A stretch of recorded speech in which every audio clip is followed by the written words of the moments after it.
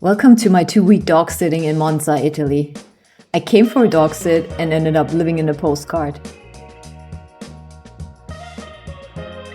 So I arrived in Monza at the start of July. This was my first real longer-term stay in Italy. I did spend a day in Rome and a weekend in Sicily some years ago, but not enough time to actually experience Italy. My hosts lived right in the historic center, in a piazza right by a church. From their front door, you had cafes and restaurants around the corner, the cathedral 5 minutes away, and dangerously close, the best gelato place in town, Gelateria La Romana del 1947. Guys, I have no idea how to pronounce all these Italian names and words, so please forgive me. I'm trying my best here, okay? Now, with the dogs at my side, I got an actual taste of the Italian lifestyle rather than just the tourist snapshots I usually got. Monza sits just 12 minutes by train from Milan, and you can reach places like Lake Como or Lugano in Switzerland in under 1 hour. I didn't end up taking those trips though, because I didn't want the dogs to be alone for too long. Foxy and Ice Bear's background is sad, but also lucky.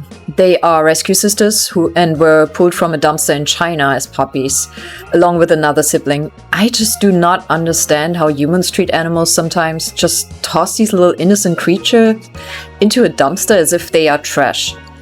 Well, anyway, they were lucky enough to end up with my host as their new family, who brought them all the way over to Italy. As for their personalities, they're sisters, but very different. Foxy is definitely the leader of the two. She decides the vibe. If she doesn't like another dog, Ice Bear immediately agrees. And same with our walking direction. Foxy would just choose a road, look back at me like, we're going this way, okay? And Ice Bear just agrees and follows. Ice Bear is also a lot more shy in the beginning, but once she feels comfortable, she's all in. Excited for walks, tail wagging, checking in with me all the time. Both of them settled in with me pretty quickly though. They were always happy when I grabbed the leashes, and at home they were just as content to hang out with me on the sofa. Two very sweet girls with very different energies, but such a good balance together. The first week was brutally hot, already 35 degrees by 6 a.m. So as soon as daylight hit, I would take Foxy and Ice Bear out for their morning walk. Monza Park, or Parco di Monza, was nearby. It's the largest walled park in Europe, spanning around 680 hectares, and there's trees, lawns, the river Lambro slicing through it, so it's perfect for dogs and just escaping the heat for a little. It's also home to Villa Reale di Monza, the royal villa. I visited it later during my trip, but more about this soon.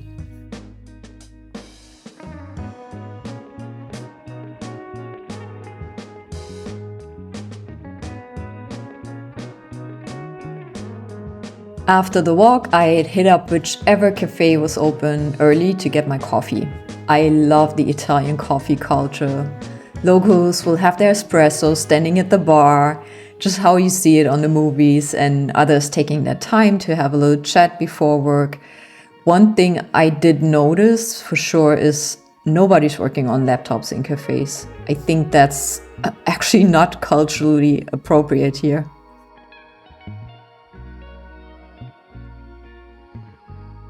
Evenings in Monza are my favorite memory. The whole town comes alive, not with tourists, but with locals. All meeting up after work for aperitivo, sitting outside, chatting, laughing.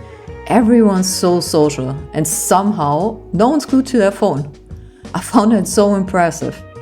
Dinner usually doesn't start until 9 or 10 p.m. There was live music going on in many places, usually on Thursdays and Fridays, and also on the piazza right outside my bedroom window.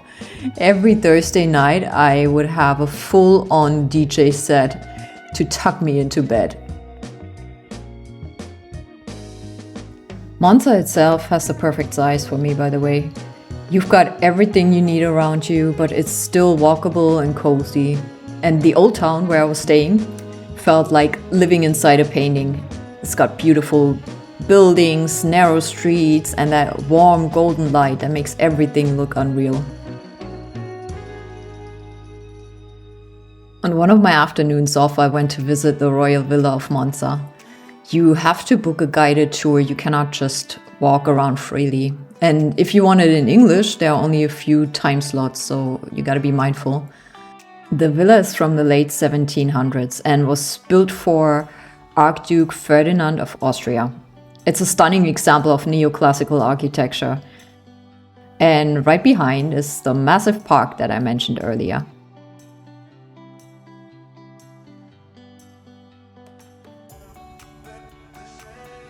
Of course, I had to spend at least one day in Milan. It's just a 12-minute train ride from Monza after all. From the station, I grabbed the Lime bike to get into the city center, and wow, Milan is beautiful, but it's packed. The dome is definitely impressive. It's one of the largest cathedrals in the world. And the whole area around the dome is just as impressive. You've got the Galleria Vittorio Emanuele right next to it. It's one of the oldest shopping galleries in the world. The architecture is stunning, glass ceilings, marble floors, designer stores everywhere. After escaping the tourist crowds around the dome, I headed somewhere quieter to Villa Necchi Campiglio. This is a gorgeous home from the 1930s that's now a museum, and it was built for a wealthy industrial family, the Necchis, who made sewing machines. The house was designed by the architect Piero Portalupi, and you can tell he was obsessed with details. Everything inside is perfectly preserved, from the Art Deco furniture to the marble bathrooms, and even the family's tennis court and private pool, which was one of the first in Milan at that time. So walking through it is really like stepping back into upper class Milan in the 30s. I also went to see Casa Museo Boschi di Stefano, and this one is such a hidden gem. It's tucked inside a regular apartment building, no fancy entrance or anything, but inside it's full of 20th century Italian art, more than 300 paintings and sculptures, all in one apartment. The couple who lived there were art collectors who donated everything to the city. If you go in there and you find a free spot on the wall, you'll be lucky because there's literally none.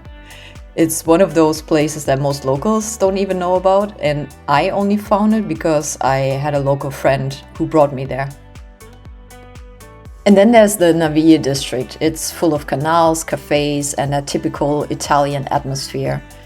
It's great to visit, but by the end of the day, I was honestly just relieved to get back to Monza, my cute, peaceful, quiet little town. And after 2 weeks, it was time to say goodbye to Foxy, Ice Bear, and Monza. My favorite things at this sit, I would say definitely the lifestyle, how social and relaxed everyone is here.